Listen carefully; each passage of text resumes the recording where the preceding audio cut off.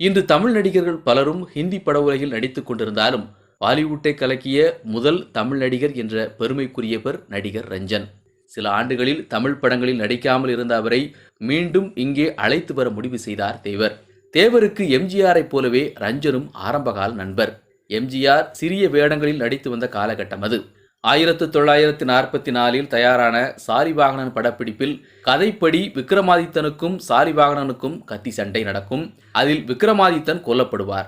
சாலிவாகனனாக நடித்த ரஞ்சனும் விக்ரமாதித்தனாக நடித்த எம்ஜிஆரும் மோதிய வாள் சண்டை காட்சியின் படப்பிடிப்பு பல நாட்கள் நடந்தது.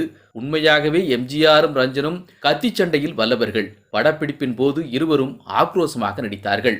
அந்த சண்டை காட்சி படப்பிடிப்பில் எம்ஜிஆர் தன்னை நிஜமாகவே தாக்குவதாக ரஞ்சனும், ரஞ்சன் தன்னை தாக்குவதாக எம்ஜிஆரும் மாறி மாறி இயக்குனரிடம் புகார் செய்தனர். படப்பிடிப்பில் இருவருக்கும் இடையில் ஏற்பட்ட இந்த உரசலை நன்கு அறிந்தவர்